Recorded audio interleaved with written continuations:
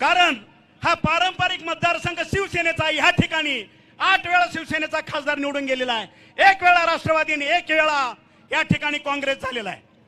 हा माझ्या तमाम शिवसैनिकांवरती अन्याय। पण या ठिकाणी अब की बार 400 पार आज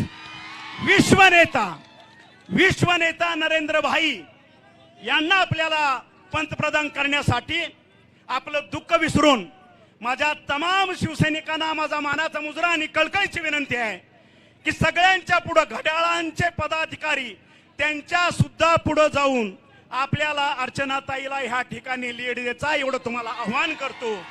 आणि वेळोवेळी समोरचे जे मतदान मागायला येतात त्यावेळेस त्या ठिकाणी हा तानाजी सावंत माझ्या भगिनीसाठी छातीचा कोट करून समोर उभा असेल एवढंच आश्वासन देतो आणि 2 शब्द संपवतो। जय हिंद, जय Maharashtra.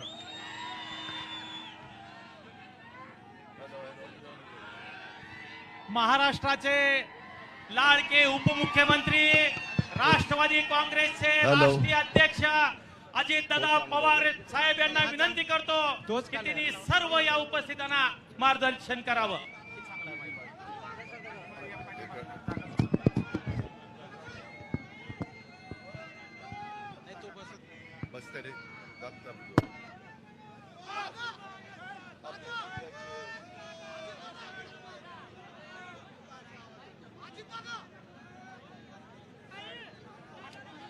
Hello hello hello hello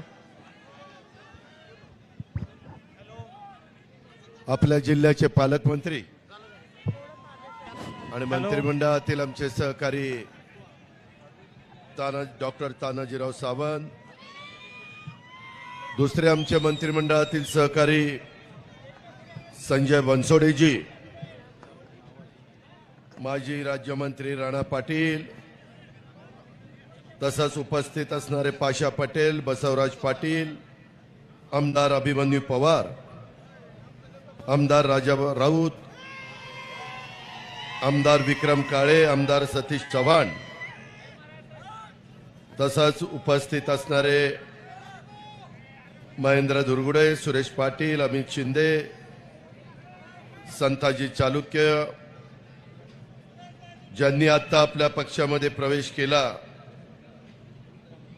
ते अमित शिंदे, भाजपमध्ये प्रवेश केलेले आत्ताच आपल्या सगळ्यांच्या साक्षीने सुनील मधुकरराव चव्हाण, सुरेशराव बिराजदार, प्राध्यापक अफसर शेख, खलील पठाण, सुरजीत सिंह ठाकूर, अनेक राजकीय पक्षाचे नेतेगण इथं उपस्थित आहेत। महायुतीचे, तसंच महायुतीमध्ये भाजपा, शिवसेना, राष्ट्रवादी काँग्रेस पक्ष, रासप, त्यामध्ये मनसे, आरपीआय आठवले गट, आरपीआय खरात गट, कवाडेजी, अशा अनेक वेगवेगळ्या राजकीय पक्षाचे उपस्थित असणारे सर्व सन्माननीय अध्यक्ष, पदाधिकारी, माझ्या धाराशिव उस्मानाबाद जिल्ह्याच्या कानाकोपऱ्यातनं, माझ्या उस्यामधनं, माझ्या बार्शी परिसरातनं आलेले तमाम मतदार बंधू भगिनी, पत्रकार मित्र आणि माझ्या तरुण सहकाऱ्यांनो, आज आम्ही सगळेजण महायुतीच्या उमेदवार राष्ट्रवादी काँग्रेस पक्षाच्या अर्चना राणा पाटील यांचा उमेदवारी अर्ज भरण्याच्या करता आणि त्या निमित्तानं तुम्हाला संबोधित करण्याच्या करता आलोय। खरं तर भारतीय जनता पक्षाचे प्रांताध्यक्ष चंद्रशेखर बावनकुळेजी पण आलेले होते, परंतु आज 4:30 वाजता देशाचे पंतप्रधान नरेंद्र मोदीजी विदर्भात नागपूरला येणार आहेत आणि त्याच्यामुळे त्यांचं स्वागत करण्याच्या करता चंद्रशेखर बावनकुळे यांना जाणं क्रमप्राप्त होतं आणि त्याच्यामुळे अर्चनाताईंचा फॉर्म भरून आपल्याला सगळ्यांना शुभेच्छा देऊन ते पुढच्या कामाला गेलेले आहेत। त्याची नोंद कृपा करून सर्वांनी त्या ठिकाणी घ्यावी। मित्रांनो, आजपर्यंत मी अनेकदा माझ्या उस्मानाबादमध्ये, माझ्या धाराशिवमध्ये, माझ्या सासूरवाडीमध्ये आलोय, परंतु अशी अलोट गर्दी मी पहिल्यांदाच त्या ठिकाणी पाहतोय. जबरदस्त महायुतीच्या सगळ्या आमच्या आमदारांनी, आमच्या सहकाऱ्यांनी, आमच्या पालकमंत्र्यांनी, आमच्या इतर मंत्र्यांनी परिश्रम घेतले आणि लोकांनी पण उत्स्फूर्तपणाने प्रतिसाद दिला. त्याबद्दल पहिल्यांदा तुमचं स्वागत देखील करतो आणि तुम्हाला मनापासून धन्यवाद देखील देतो. मित्रांनो, एक गोष्ट लक्षात घ्या, ही निवडणूक गावकीची भावकीची निवडणूक नाही. ही देशाच्या 140 कोटी जनतेचं पुन्हा 5 वर्षाच्या करता कोणाच्या हातामध्ये कारभार द्यायचा आहे. जसं घरामध्ये कारभारी योग्य असेल तर घर चांगल्या पद्धतीनं चालतं, कारभारी योग्य असेल तर घरामध्ये आर्थिक सुबत्ता सुख शांती नांदत असते. कारभारी जर पार्सलिटी करत असेल, एकाला एक न्याय दुसऱ्याला दुसरा न्याय, तर ते घर नीट टिकत नाही. तसंच तुमचा माझा भारत देश हे आपल्या सगळ्या भारतीयांचं घर आहे आणि त्याच्यामध्ये गेले 10 वर्ष नरेंद्र मोदी साहेबांनी ज्या तडफेने ह्या देशाचं नेतृत्व केलं, ह्या देशाचा नावलौकिक जगामध्ये वाढवण्याचं काम केलं.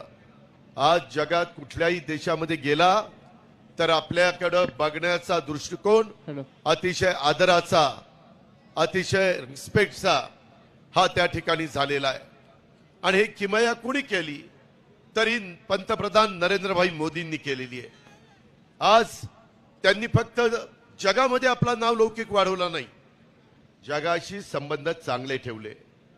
त्याच्यामुळं वेगवेगळ्या जगातल्या देशांनी आपल्याला कधी कमी व्याजाने निधी लागला, उस्मानाबादकरांनो, धाराशिवकरांनो, 0.5% व्याजानी जपान गव्हर्नमेंट आपल्याला निधी देतं.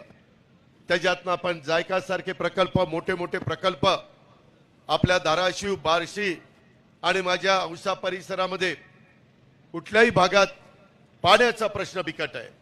मग तो शेतीचा पाण्याचा असेल, तो माझ्या पिण्याच्या पाण्याचा असेल, त्याच्याकरता हर घर नल अशा प्रकारची योजना मोदी साहेबांनी आणली.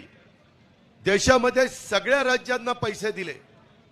जेवढे प्लॅन इस्टिमेट असेल 100 कोटी, 50 कोटी नरेंद्र मोदी साहेब पाठवतात, 50 कोटी ते राज्य शासन भरतं, 100 150 कोटी रुपयाच्या योजना ह्या त्यांच्या दूरच्या दृष्टीमुळे झालेल्या आहेत. आता नवीन कार्यक्रम त्यांनी दिला आहे, 3 कोटी लोकांना घर बांधण्याचा कार्यक्रम. मित्रांनो, ह्याच्यामध्ये मागे माझा मागासवर्गीय आदिवासी समाजाला घरं मिळायची, परंतु माझा भटका समाज, धनगर समाज असेल, माझा इतर ओबीसी समाज असेल, माझा अल्पसंख्याक समाज असेल, माझा बहुजन समाजातला गरीब वर्ग असेल, तो म्हणायचा अरे आम्ही पण गरीब आहे ना, आमची पण परिस्थिती घर बांधायची नाहीये, आमचाही विचार करा. आता मात्र नरेंद्र मोदी साहेबांनी सगळ्या जाती धर्माचा, गरिबांचा विचार केलेला आहे आणि त्यांना एक चांगल्या प्रकारचा निवारा 3 कोटी लोकांना देण्याचा, 3 कोटी घरं देण्याचा अशा पद्धतीचा निर्णय घेतलेला आहे. मित्रांनो, या तर वेळेस गरिबांना पाठीमागच्या काळामध्ये आम्ही सरकारमध्ये असताना एकदा आम्ही वीज माफी केली शेतीला, बसवराज पाटलांना आठवत असेल, सुशील कुमार शिंदे मुख्यमंत्री असताना. मित्रांनो, निवडणूक त्याच्यावर जिंकली आणि पहिलं एक बिल दिलं शून्याचं आणि लगेच पुन्हा एकदा पूर्वीसारखी बिलं द्यायला सुरुवात झाली. म्हणले परवडत नाही. मोदी साहेब कुठलंही काम करतात तो मागचा पुढचा विचार करून करतात. आता एकनाथराव शिंदे, देवेंद्र फडणवीस माझी ज्यावेळेस महाराष्ट्रामध्ये महत्वाच्या कार्यक्रमाच्या करता नरेंद्र मोदी येतात, त्यावेळेस राज्याचे प्रतिनिधी म्हणून आम्हाला त्यांच्याबरोबर बोलण्याची संधी मिळते, आम्ही चर्चा करतो, त्यावेळेस ते आम्हाला सांगत असतात. आणि म्हणून आता 300 युनिट पर्यंत जो गरीब वीज वापरतो त्याला इथून पुढे मोदींचं तिसऱ्यांदा सरकार आलं की मोफत 300 युनिट पर्यंत वीज मिळणार आहे, मोफत वीज मिळणार आहे. आमच्या शेतकऱ्यांच्या करता, आमच्या सगळ्या पालकमंत्र्यांच्याकडे, मंत्र्यांच्याकडे, आमदारांकडे लोक येतात, म्हणतात आम्हाला 12 तासच वीज मिळते, आम्हाला दिवसा वीज पाहिजे. त्याकरता एकनाथराव शिंदे, आमचे देवेंद्र फडणवीस आणि आम्ही सगळ्यांनी सरकारमध्ये निर्णय घेतला 8.5 लाख आपल्याला सोलरचे पंप द्यायचे. सूर्य उगवला सकाळी तुमचा पंप चालू, सूर्य मावळला शेतीचा पंप बंद आणि घरी जायचं. रात्री अपरात्री वेगवेगळ्या विंचू काट्याची भीती असती, सापाची भीती असती, काही भागामध्ये बिबट्यांची भीती असती. त्याकरता एक चांगला निर्णय हा महायुतीच्या सरकारने घेतलेला आहे. हे सरकार तुमचं आहे. एकनाथराव शिंदे सांध्यापासून बांध्यापर्यंत जाऊन सांगतात, अरे बाबांनो हे सरकार तुमचं आहे, शासन आपल्या दारी. आम्ही शेतकऱ्याच्या पोटी जन्माला आलेली मुलं आहोत आणि त्याच्यावर शेतकऱ्याची काय अडचण आहे, शेतकऱ्याचं दुःख काय, शेतकऱ्याला काय मदत केली पाहिजे. मगाशी पाशा पटेल साहेबांनी काही गोष्टीचा उल्लेख केला. त्यांचंही त्या क्षेत्रामध्ये चांगल्या पद्धतीचं काम आहे आणि म्हणून त्याही कामामध्ये अतिशय उत्तम पद्धतीनं माझ्या शेतकऱ्याला, आता तुमचं सोयाबीन निघालं, सोयाबीनचे भाव कमी होते. आम्ही एकनाथराव शिंदे, देवेंद्रजी, मी, तानाजीराव, संजय बनसोडे सगळ्यांनी कॅबिनेटमध्ये निर्णय घेतला. आमच्याकडे सगळी माहिती नव्हती, आचारसंहिता लागणार होती. त्यावेळेस आम्ही सगळ्यांनी ठरवलं 4,500 कोटी रुपये सोयाबीनचे दर घसरलेले आहेत, त्या माझ्या शेतकऱ्याला मदत करण्याच्या करता आपण तरतूद करून ठेवू. उद्याची आचारसंहिता संपल्यानंतर धाराशिवकरांनो, औसाकरांनो, बार्शीकरांनो, आम्ही त्याच्यामध्ये तुम्हाला मदत करणार आहे. तिकडे दानाला मदत केली, तिकडे वेगवेगळ्या ठिकाणी जो शेतकरी अडचणीत येईल त्याला मदत आम्ही करतो. आज दूध उत्पादक शेतकरी अडचणीत आहे, भाव फक्त 27 रुपये त्याला मिळतात. 5 रुपये लिटरला राज्य शासन गाईच्या दुधाच्या करता सरकारच्या तिजोरीतनं माझ्या दूध उत्पादक शेतकऱ्याला परवडलं पाहिजे म्हणून देण्याचं काम करतोय. हे शेतकऱ्याचं सरकार आहे, हे तुमचं सरकार आहे. मित्रांनो, एवढंच नाही तर माग पीक विमा सगळे लोक कंटाळून जायचे. शेवटी आम्ही निर्णय घेतला, माझ्या मराठवाड्यातल्या लोकांना, विदर्भ, पश्चिम महाराष्ट्र, कोकण यांना पीक विम्याच्या करता त्रास द्यायचा नाही. आता 1 रुपयामध्ये पीक विमा मी तुमचा उतरवतो. हजारो कोटी रुपये राज्य सरकार आणि केंद्र सरकार तुमचं भरतं. मध्ये अडचण आली, राणा पाटलांनी त्याच्यामध्ये प्रयत्न केला, त्याच्यामध्ये काही प्रमाणात यश आलं. 350 कोटी रुपये या भागातल्या शेतकऱ्यांना पीक विम्याचे मिळाले. त्याच्यानंतर अजूनही केस चालू आहे, अजून पैसे कसे मिळतील याबद्दलचा कोर्टामध्ये आपण लढतोय, चांगल्या प्रकारचे वकील देतोय. मित्रांनो, एवढंच नाही तर आपण आता तुळजापूर, त्याच्या संदर्भातली धाराशिव आणि सोलापूर अशी जी रेल्वे 1,000 कोटी रुपये लागत होते, मोदी साहेब म्हणले मी तुम्हाला ती रेल्वे देतो, 50% तुम्ही द्या, 50% राज्य सरकार. आम्हाला सगळ्यांनी सांगितलं की त्याच्यामध्ये पालकमंत्री तानाजीराव असतील, तिथं बाकीचे माझे सहकारी अभिमन्यू पवार असतील, राजा राऊत असतील, राणा पाटील असतील, आमचे वेगवेगळे आमचे सहकारी असतील, त्याच्यामध्ये सगळ्यांनी सांगितलं की बाबा ह्यामध्ये मदत झाली पाहिजे.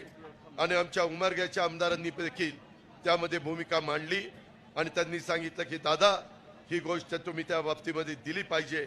आणि तशा पद्धतीनं निम्मे पैसे राज्य सरकारच्या तिजोरीतनं, म्हणजे 500 कोटी जर केंद्राने दिले तर 500 कोटी आम्ही त्याच्यामध्ये देणार. आणि अशा प्रकारे आपली उस्मानाबाद, त्याच्यामध्ये तुळजापूर, सोलापूर, धाराशिव अशा पद्धतीची ही रेल्वे ह्याचं काम आपण सुरू करतोय. मित्रांनो, इथपर्यंतच आम्ही थांबलो नाही. उद्याच्याला तुम्ही म्हणाल महायुतीचे उमेदवार म्हणून अर्चनाताई पाटलांना का निवडून द्यायचं. मित्रांनो, देशामध्ये मोदी साहेबांचं तिसऱ्यांदा सरकार येणार आहे. आजच पहिल्या टप्प्यातलं मतदान माझ्या विदर्भामध्ये चाललेलं आहे. हवा मोदी साहेबांची आहे. हवा त्या ठिकाणी आपल्या कमळ, घड्याळ आणि धनुष्यबाण आणि शिट्टी ह्याची हवा आहे. त्याकरता आपल्याला सगळ्यांना कसोशीनं प्रयत्न करायचा आहे. आणि हा प्रयत्न करत असताना मंगळवार दिनांक 7/5/2024 ला मे महिन्याच्या पहिल्या आठवड्यामध्ये सकाळी 7 ते 6 मतदान आहे. थोडासा आपला उमेदवार उशिरा जाहीर झालाय, त्यामुळं त्याच्यामध्ये आता लोकांच्या पर्यंत सगळ्यांनी मिळून पोचावं लागणार आहे. महायुतीच्या प्रत्येक कार्यकर्त्याला कष्ट घ्यावे लागणार आहे, रात्रीचा दिवस करावा लागणार आहे. उमेदवाराला देखील जास्त वेळ त्या ठिकाणी द्यावा लागणार आहे. शेवटी मतदार राजा, त्याचं महत्व, त्याचा अधिकार, त्याचा मान सन्मान हा निश्चितपणे उजवा असतो आणि घटनेचे शिल्पकार डॉक्टर बाबासाहेब आंबेडकरांनी तो प्रत्येकाला दिलेला आहे. त्याकरता आपल्याला आता राहिलेल्या दिवसामध्ये प्रचंड काम करायचंय. उन्हाची तीव्रता वाढलेली आहे, उष्मा त्या ठिकाणी वाढलेला आहे, परंतु त्याच्यातून आपल्याला मार्ग काढायचा आहे. मित्रांनो, हे सगळं करत असताना आम्ही सगळ्या महाराष्ट्रात फिरतोय. काल मी पुण्यामध्ये होतो, मुख्यमंत्री मी देवेंद्रजी, नंतर सातारला गेलो आणि नंतर देवेंद्र आणि मी त्या ठिकाणी सांगलीला गेलो. आज देवेंद्रजी विदर्भामध्ये, अशा वेगवेगळ्या भागामध्ये आमचे दौरे चाललेले आहेत. आपण गाफील राहू नका. समोरचा उमेदवार वाटेल ते अशा प्रकारचे आश्वासन देईल, परंतु त्यांच्या हातामध्ये तसं काही नाहीये, कारण ते आज विरोधी पक्षामध्ये आहेत. आणि त्याकरता आपलं जे उजनीचं पाणी आहे, जे पाठीमागं आपण या शहराला आणण्याचा प्रयत्न केला, परंतु तेवढं पाणी आणून आपली तहान भागलेली नाहीये. आपल्याला मोठ्या प्रमाणावर कृष्णा भीमा स्थिरीकरणाचं पाणी आणायचं आहे. काल मी टेंबू, ताकारी, म्हैसाळमध्ये जवळपास 8 TMC पाणी देवेंद्रजींनी, आम्ही एकनाथरावांनी तिथं 1 लाख एकर जमीन ओलिताखाली आणण्याचं काम त्या ठिकाणी केलंय आणि त्या कामाला सुरुवात केली. तशा पद्धतीनं माझ्या धाराशिव, उस्मानाबादमध्ये ते कृष्णा भीमा स्थिरीकरणाचं पाणी त्याच्या टनेलच्या माध्यमातून इकडं आणल्याशिवाय गत्यंतर नाही. त्याकरता राज्य सरकारचा मी 8 वर्ष 8 वेळेला अर्थमंत्री म्हणून अर्थसंकल्प सादर केलाय.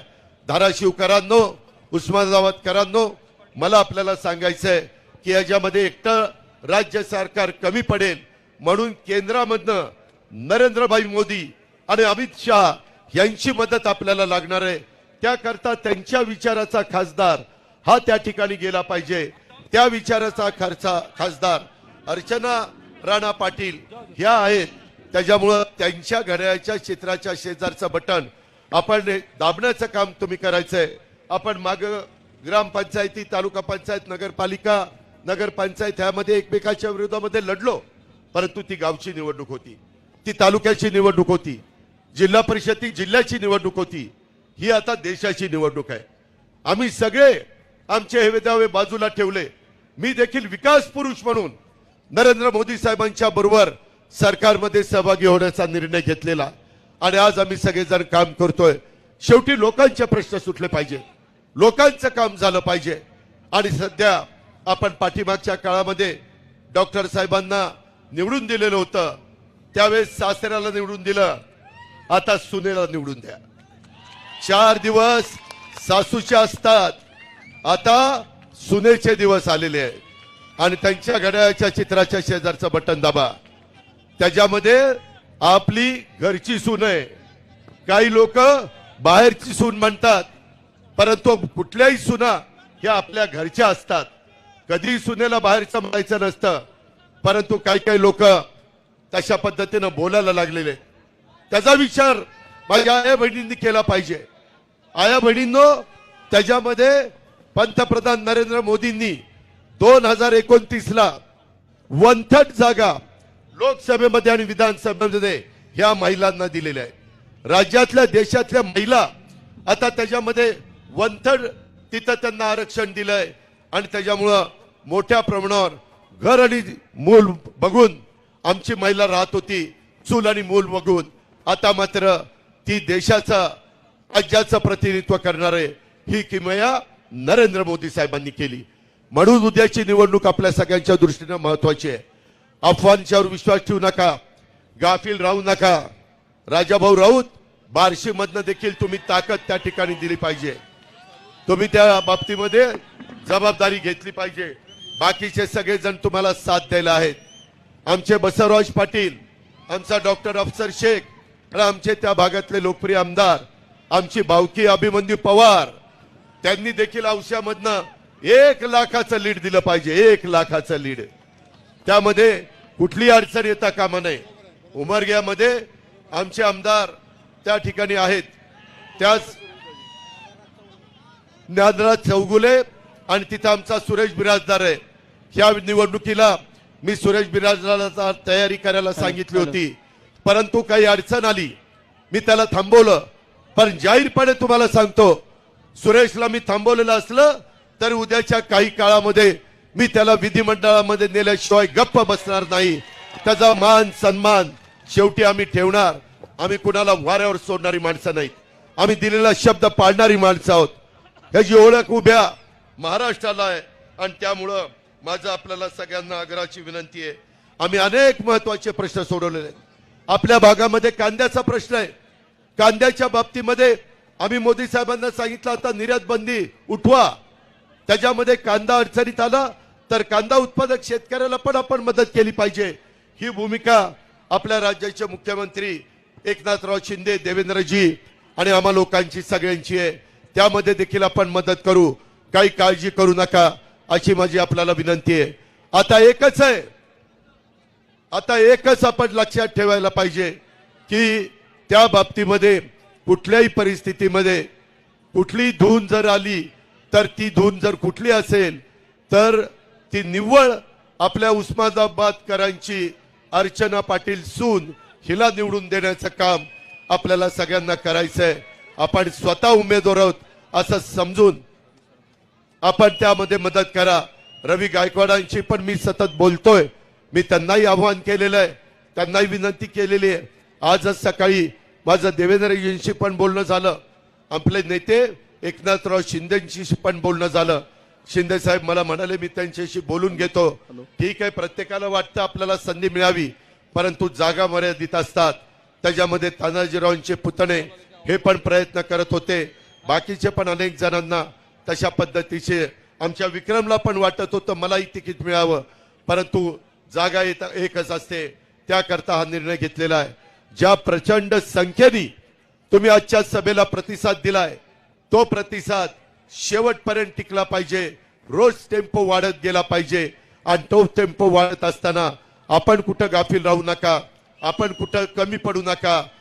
आपण त्यांना दाखवून देऊ की कशा पद्धतीनं हे सगळेजण एक चांगलं काम नरेंद्र मोदींच्या नेतृत्वाखाली चाललेलं असताना मिठाचा खडा टाकण्याचं काम हे जे काही विरोधक करतायत त्या विरोधकांना जागा दाखवण्याचं काम आपण करायचंय. मित्रांनो, या भागामध्ये आपल्याला पाणी आणायचंय. ते पाणी आणण्याच्या करता अर्चनाताई पाटील ह्या लोकसभेमध्ये जाऊन आपल्याला मदत करतील. राज्यात आम्ही तुम्हाला मदत करू. त्याचबरोबर रेल्वेचे प्रश्न आपल्याला मार्गी लावायचे आहेत, नॅशनल हायवेचे प्रश्न आपल्याला मार्गी लावायचे आहेत. त्याच्यामध्ये मोठ्या प्रमाणावर इथं कारखानदारी आली पाहिजे. अशा पद्धतीचं उद्योगाला पोषक अशा प्रकारचं वातावरण माझ्या तरुणींच्या हाताला रोजगार मिळण्याच्या करता आपल्याला काम करायचंय. मुद्रा लोन पहिलं 10 लाखाचं होतं, आता 20 लाख रुपये मुद्रा लोन हे मोदी साहेबांनी केलेलं आहे. कितीतरी गोष्टी मोदी साहेबांच्या दूरच्या दृष्टीतनं या देशाला मिळालेल्या आहेत. एका बाजूला मोदी आहेत आणि एका बाजूला राहुल गांधी आहेत. राहुल गांधीची कारकीर्द आठवा, कशा पद्धतीनं काम करतात. मोदींची कारकीर्द 10 वर्षाची आठवा. एक त्रयस्थ भारतीय म्हणून, एक त्रयस्थ धाराशिवकर म्हणून, त्रयस्थ बार्शीकर किंवा औसाकर म्हणून तुम्ही त्याच्यामध्ये लक्ष जर दिलं तर तुम्हाला मोदींचा चेहरा पुढे आल्याशिवाय राहणार नाही.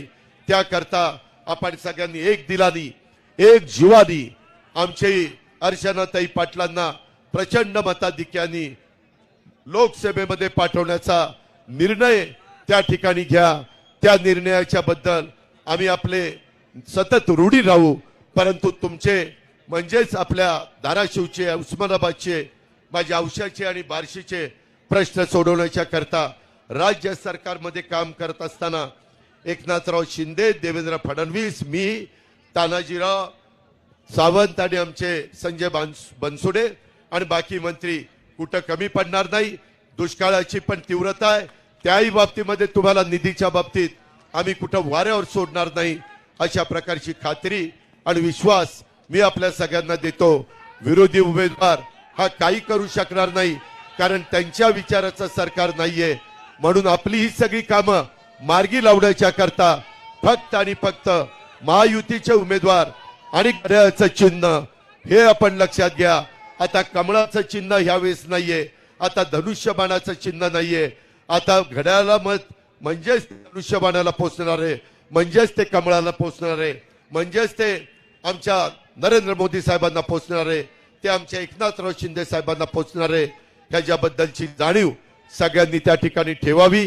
आपले राज ठाकरे साहेबांनी बिनशर्त पाठिंबा मनसेनी ह्या सगळ्या महायुतीला दिला, त्याबद्दल राज ठाकरेंना पण मी धन्यवाद देतो आणि बाकीच्या पण माझ्या मित्रांनी पाठिंबा दिल्याबद्दल महायुतीला त्यांचेही मी मनापासून आभार मानतो आणि आपल्या सगळ्यांची रजा घेतो. जय हिंद, जय महाराष्ट्र. दादा आपण सासर